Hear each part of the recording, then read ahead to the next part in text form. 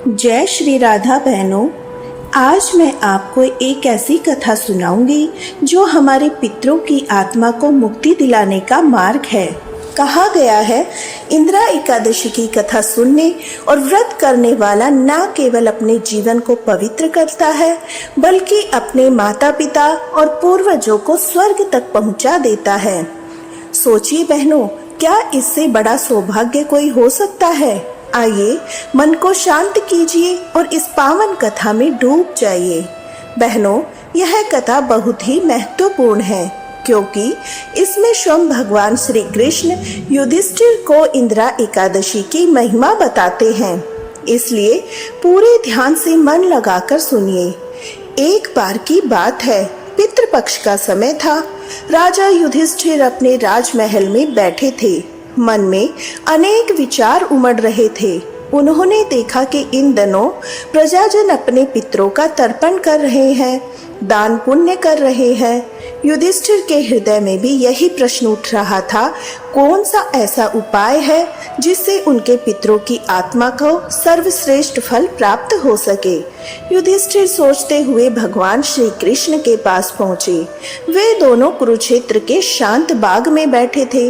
हवा मंद मंद बह रही थी, पक्षियों की चहचहाट सुनाई दे रही थी। युधिष्ठिर ने हाथ जोड़कर भगवान को प्रणाम किया और अत्यंत विनम्र स्वर में बोले, प्रभु, आप तो सर्वज्ञ हैं, आपके वचन अमृत के समान है। अब मैं आपसे एक बात पूछना चाहता हूँ। हे माधव, पितृपक्ष का समय चल रहा है। लोग अपने पितरों के लिए तर्पण, श्राद्ध और दान करते हैं, परंतु मुझे यह जानने की तीव्र इच्छा है, इन सब में सबसे श्रेष्ठ क्या है? हे गोविंद, कौन सा व्रत या उपवास ऐसा है जिसे करने से हमारे पितरों की मुक्ति मिलती है और उनकी आत्मा स्वर्ग लोक को प्राप्त होती है? कृपया करके मुझे विस्तार से बताइए। युधिष्ठिर की वाणी में श्रद्धा थी।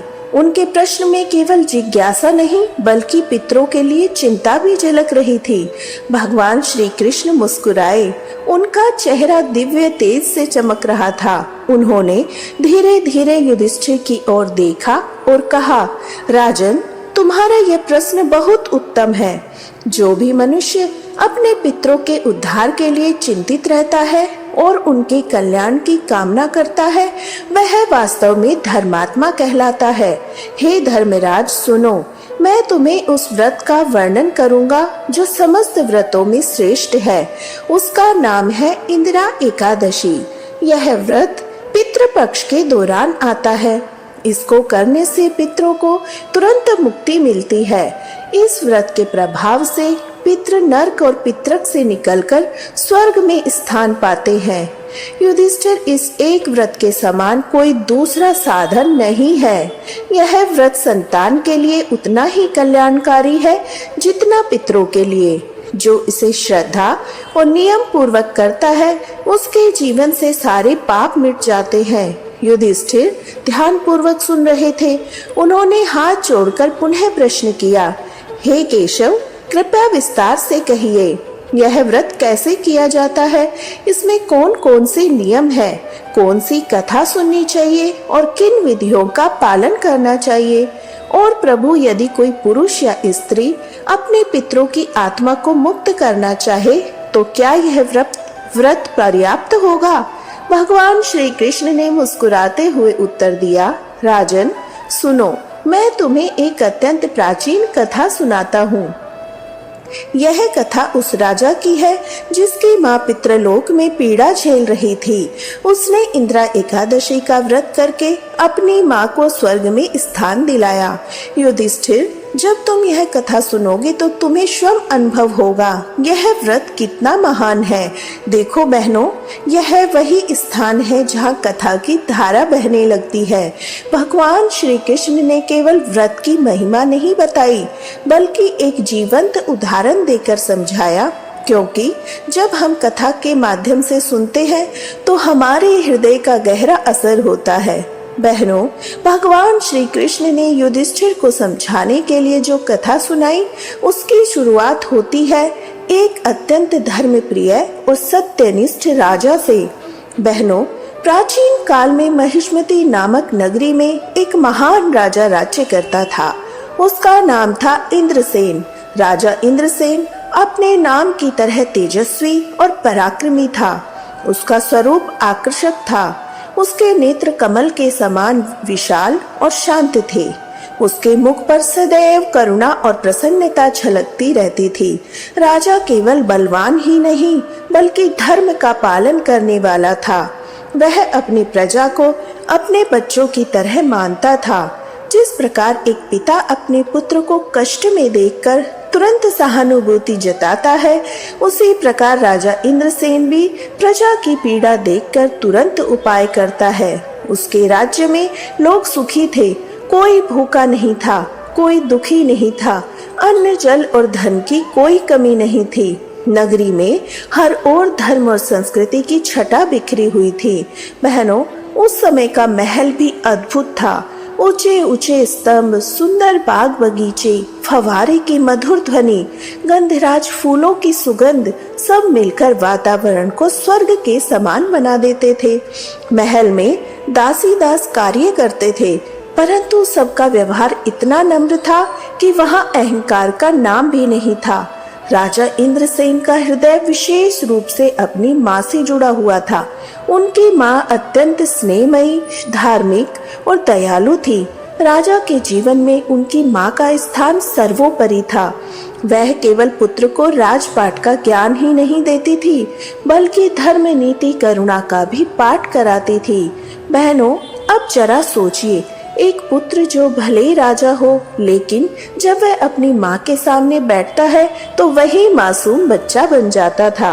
माँ उसके सिर पर हाथ फेरती और सारी थकान भूल जाती। माँ के आशीर्वाद से ही उसे शक्ति मिलती थी। अक्सर रात को माँ अपने पुत्र को बुलाती और पूछती, बेटा इंद्रसेन, आज प्रजा का हाल कैसा रहा? क्या किसी को कोई कष्ट तो नहीं हुआ? राजा मुस्कुराकर कहता, माँ, आपके आशीर्वाद से सब सुखी है।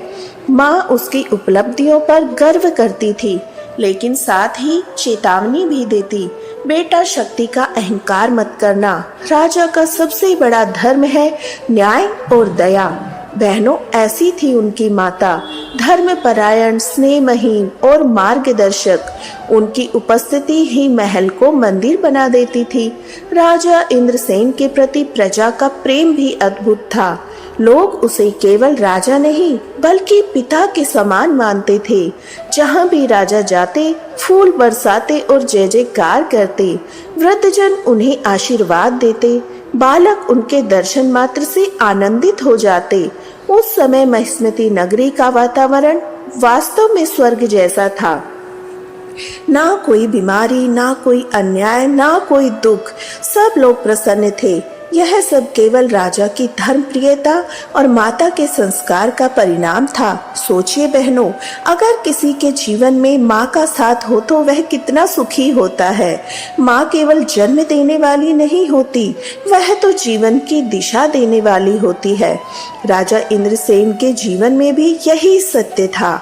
वह जितना महान राजा था, उतना ही माँ का लाडला बेटा भी। लेकिन बहनों, जीवन हमेशा एक जैसा नहीं रहता। कभी कभी सुख के बीच दुख का तूफान आता ही है। इस कथा में भी आगे ऐसा ही मोड़ आने वाला है। जब इस राजा की माँ ने देह त्याग दिया, उनकी आत्मा पितृलोक में चली गई। इसलिए पूरे ध्यान से मन लगाकर सुनिए। तो बहनों, समय की गति किसी के लिए नहीं रुकती। राजा इंद्रसेन की माँ, जो अब स्नेह और धर्म की आधार थी, धीरे धीरे वृद्धावस्था की ओर बढ़ने लगी।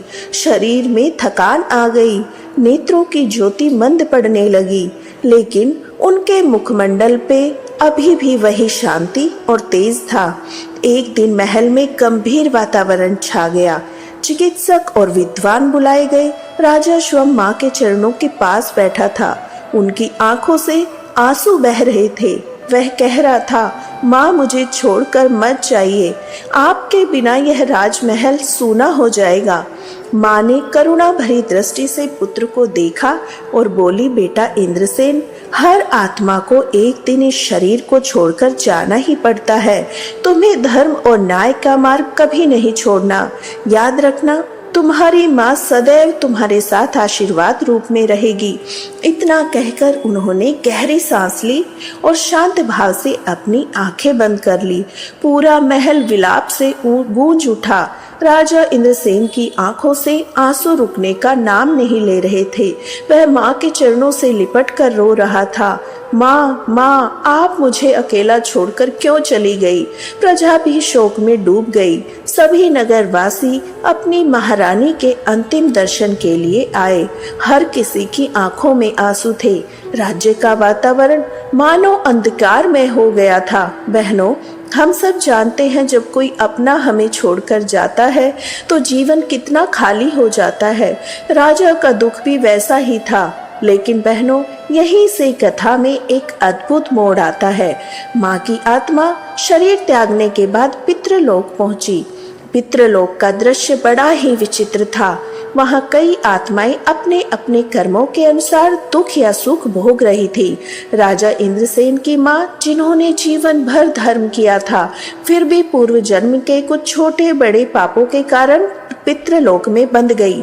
उनकी आत्मा शांति की खोज में व्याकुल थी। वो सोचती, काश मेरा पुत्र मेरे उद्धार का कोई उपाय कर पाता, मैं इस बंधन से मुक्त होकर स्वर्ग लोक की ओर बढ़ पाती। पितृलोक का यह दृश्य अत्यंत करुणाजनक था।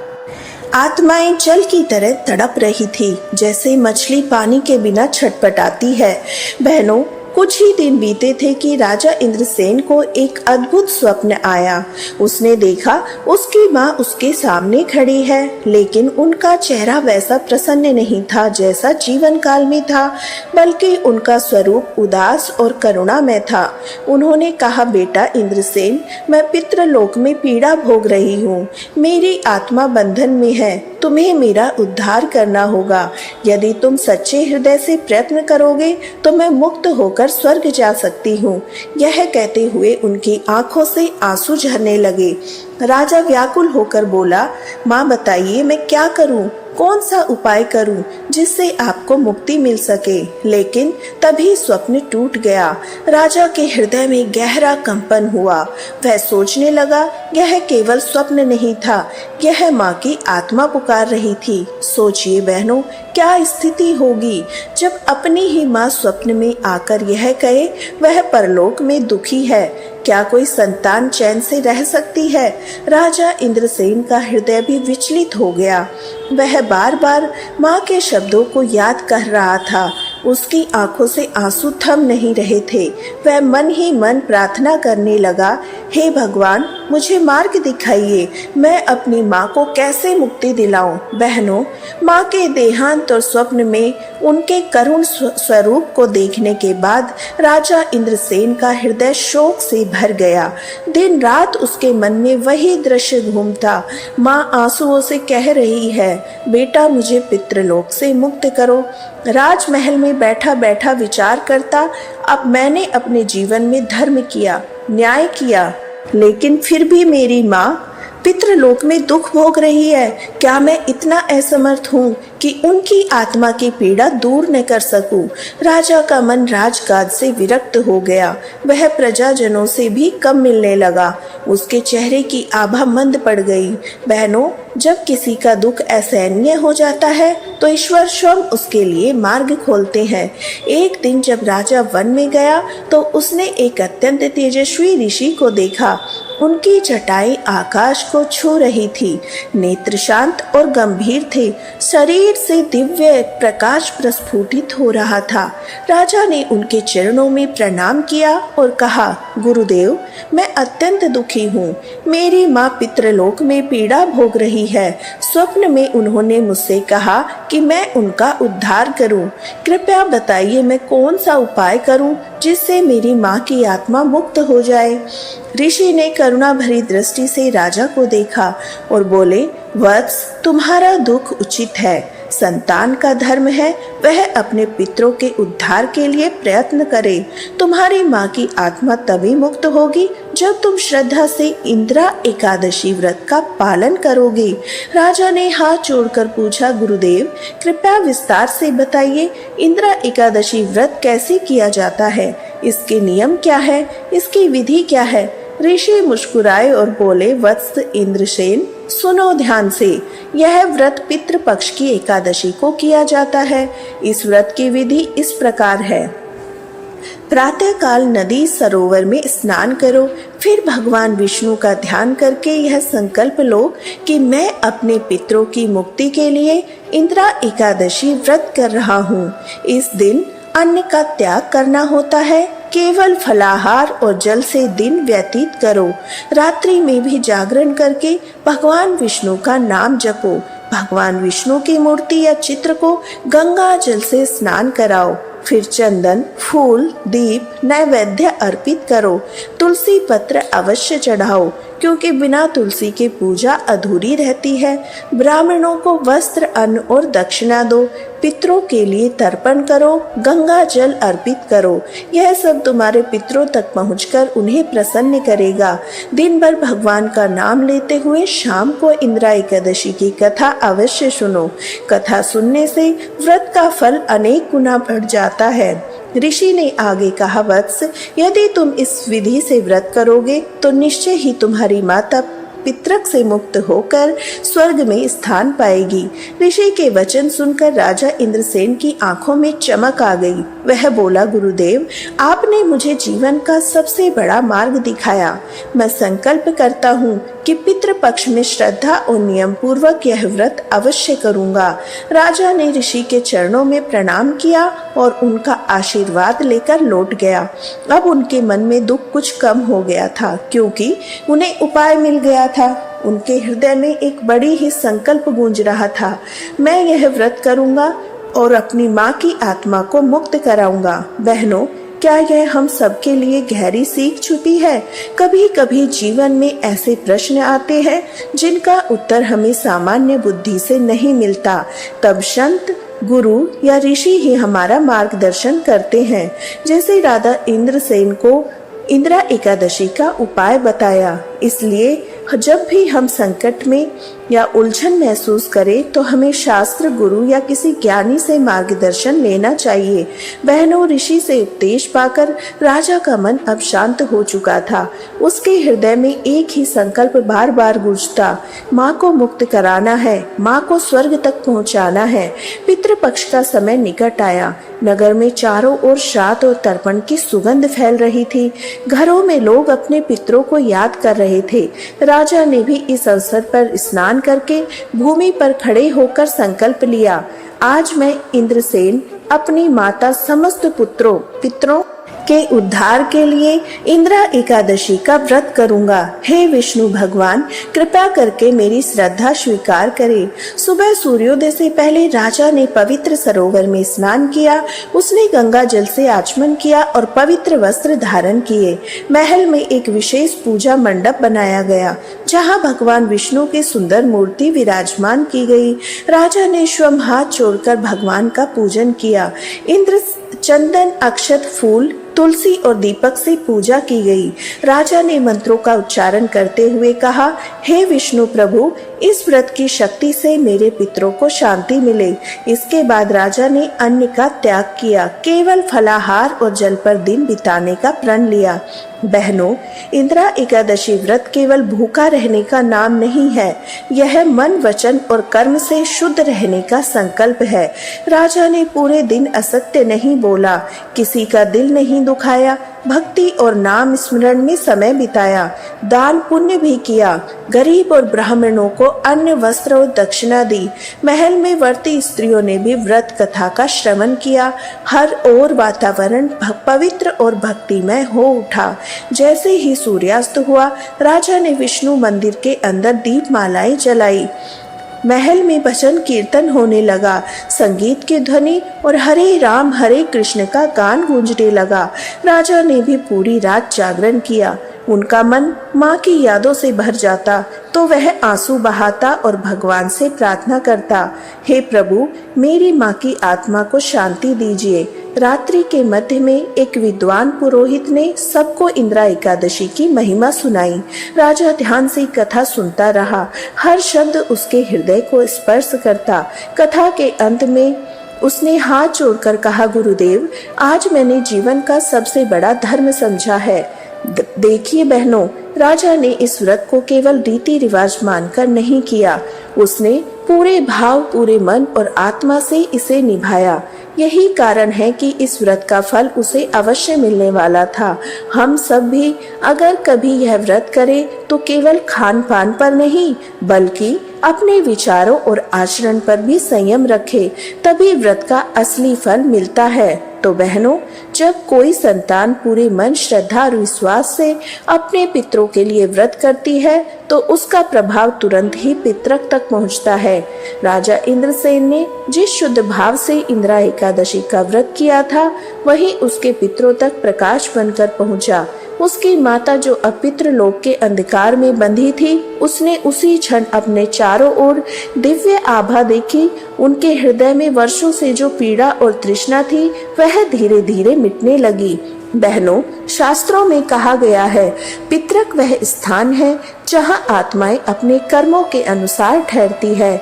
वहाँ न सुख है न दुख, बल्कि प्रतीक्षा है उस मुक्ति की जो संतान की श्रद्धा और कर्मों से मिलती है। राजा की माँ ने देखा, चारों ओर जो धुंध और बंधन उन्हें घेरे हुए थे, वे अब टूट रहे हैं। उनके चारों ओर से अदृश्य बंधन खुलने लगे। उनकी आंखों से आंसुओं की धारा बह निकली। अब वे आंसू दुख के नहीं, आनंद और कृतज्ञता के थे। बहनों, जैसे ही व्रत का पुण्य उन तक पहुंचा, माँ की आत्मा दिव्य तेज से भर गई। उन्होंने आकाश की ओर दृष्टि उठाई और कहा, वत्स इंद्रसेन, तूने संतान धर्म निभाकर मुझे वह मुक्ति दी जिसकी मैं वर्षों से आकांक्षी थी। आज तेरे कारण मैं पितृलोक से निकलकर स्वर्ग की ओर जा रही हूँ। इतना कहते हुए उन्होंने स्वयं को ऊपर उठते हुए पाया और अंधकार हट गया। प्रकाश ने उन्हें घेर लिया। स्वर्ग की अप्सराएं उनके स्वागत में पुष्प वृष्टि करने लगी। माँ की आत्मा अब स्वर्ग की अद्भुत मार्ग पर जा रही थी। चारों ओर संगीत, गंधर्वों का गान, फूलों की वर्षा, दिव्य रथ उनका स्वागत कर रहे थे। उनके मुख पर अब संतोष और शांति थी। उन्होंने आकाश से अपने पुत्र को आशीर्वाद दिया, बेटा तू सदा सुखी रह, तेरे वंश में कभी अभाव न आए, तेरी संतानें भी सदा धर्म का पालन करे। जैसे तूने मेरी मुक्ति कराई, वैसे ही ईश्वर तुझे भी मोक्ष प्रदान करे। बहनों, उसी रात राजा इंद्रसेन ने स्वप्न में अपनी माँ को दिव्य रूप में देखा। वे प्रसन्न होकर आशीर्वाद दे रही थी। राजा की आंखों से अश्रु बह निकले, पर अब वे आंसू दुख के नहीं, बल्कि गहरे संतोष और सुख के थे। वह मन ही मन बोला, माँ, अब मुझे चैन है कि आप स्वर्ग तक पहुँच गई हो। बहनों, यह प्रसंग हमें बड़ी सीख देता है। हमारे पिता केवल हमारा नाम जपने से संतुष्ट नहीं होते, वे तब प्रसन्न होते हैं जब हम उनके लिए सच्चे भाव से व्रत, दान और प्रार्थना करें। इंदिरा एकादशी का यह व्रत ऐसा है, यह हमारे पितरों की आत्मा को सीधे स्वर्ग तक पहुंचा देता है। इसलिए यदि संभव हो तो हर स्त्री पुरुष को पितृपक्ष में यह व्रत अवश्य करना चाहिए। तो बहनों, जब राजा इंद्रसेन ने स्वप्न में अपनी माता को स्वर्ग लोक में जाते हुए देखा तो उनका हृदय संतोष और आनंद से भर गया। अब उनके भीतर एक नई शक्ति का संचार हो गया। उसने सोचा, धर्म और व्रत की शक्ति कितनी महान है।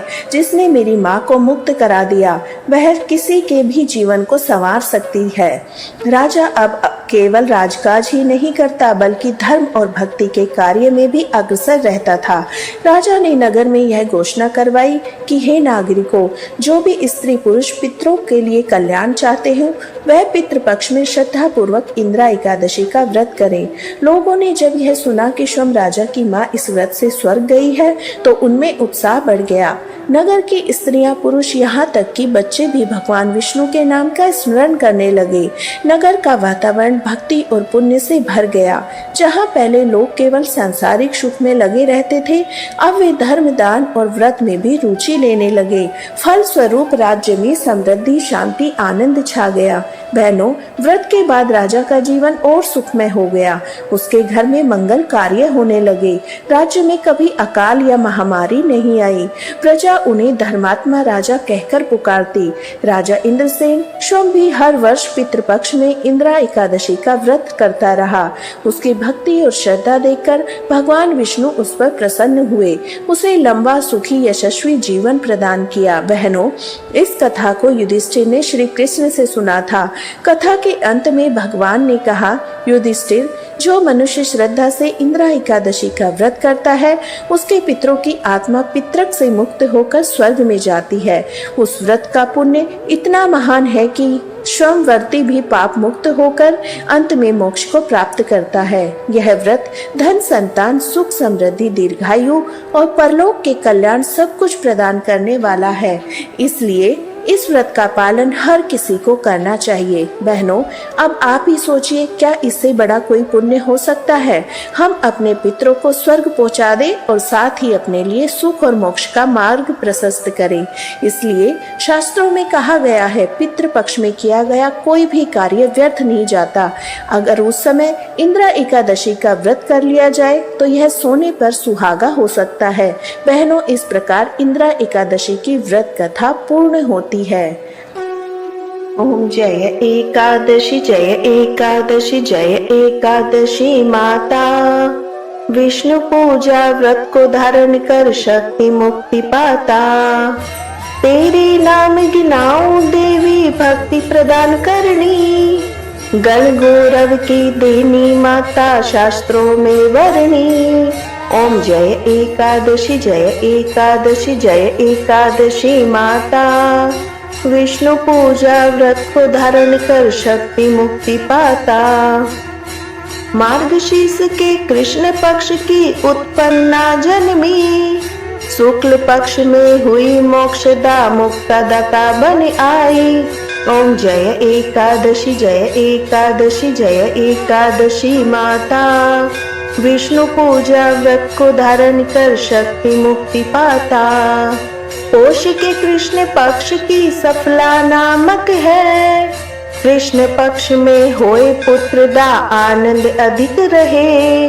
ओम जय एकादशी, जय एकादशी, जय एकादशी माता। विष्णु पूजा व्रत को धारण कर शक्ति मुक्ति पाता। नाम षटतिला माघ मास में कृष्ण पक्ष आवई। शुक्ल पक्ष में जया कहावे, विजय सदा पावई। ओम जय एकादशी, जय एकादशी, जय एकादशी माता। विष्णु पूजा व्रत को धारण कर शक्ति मुक्ति पाता। विजया फागुन कृष्ण पक्ष में शुक्ला आमिल की। पाप मोचिनी कृष्ण पक्ष में चैत्र महाबली की। ओम जय एकादशी, जय एकादशी, जय एकादशी माता। विष्णु पूजा व्रत को धारण कर शक्ति मुक्ति पाता। चैत्र शुक्ल में नाम कामदा, धन देने वाली। नाम बरुथनी कृष्ण पक्ष में बैसाख माह वाली। ओम जय एकादशी, जय एकादशी, जय एकादशी माता। विष्णु पूजा व्रत को धारण कर शक्ति मुक्ति पाता। शुक्ल पक्ष में होए मोहनी, अपराध ज्येष्ठ कृष्ण पक्षी। नाम निर्जला सब सुख करनी, शुक्ल पक्ष रखी।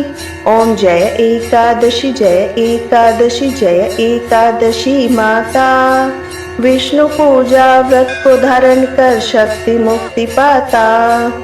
योगिनी नाम आषाढ़ में जानो, कृष्ण पक्ष करनी। देव शयनी नाम कहायो, शुक्ल पक्ष धरनी। ओम जय एकादशी, जय एकादशी, जय एकादशी माता। विष्णु पूजा व्रत को धारण कर शक्ति मुक्ति पाता। कामिका श्रावण मास में आवे कृष्ण पक्ष कहिए, श्रावण शुक्ला होए पवित्रा आनंद से रहिए। ओम जय एकादशी जय एकादशी जय एकादशी माता, विष्णु पूजा व्रत को धारण कर शक्ति मुक्ति पाता। आजा भाद्रपद कृष्ण पक्ष की परिवर्तनी शुक्ला, इंद्रा आश्विन कृष्ण पक्ष में व्रत से भवसागर निकला। ओम जय एकादशी जय एकादशी जय एकादशी माता, विष्णु पूजा व्रत को धारण कर शक्ति मुक्ति पाता। पाप पुंसा है शुक्ल पक्ष में आप हरनिहारी, रमा मास कार्तिक में आवे सुखदायक भारी। ओम जय एकादशी जय एकादशी जय एकादशी माता, विष्णु पूजा व्रत को धारण कर शक्ति मुक्ति पाता। देवोत्थानी शुक्ल पक्ष की दुष्नाशक मैया, पावन मास में करूं विनती पार करो नैया। ओम जय एकादशी जय एकादशी माता, विष्णु पूजा व्रत को धारण कर शक्ति मुक्ति पाता। परमा कृष्ण पक्ष में होती जन मंगल करनी, शुक्ल मास में होए पद्मनी दुख दारिद्र हरनी। ओम जय एकादशी जय एकादशी माता, विष्णु पूजा व्रत को धारण कर शक्ति मुक्ति पाता। जो कोई आरती एकादशी की भक्ति सहित गावे, जन गुरुदिता स्वर्ग का वासा निश्चय वह पावे। ओम जय एकादशी जय एकादशी माता, विष्णु पूजा व्रत को धारण कर शक्ति मुक्ति पाता। ओम जय श्री हरि। एकादशी माता की जय। विष्णु भगवान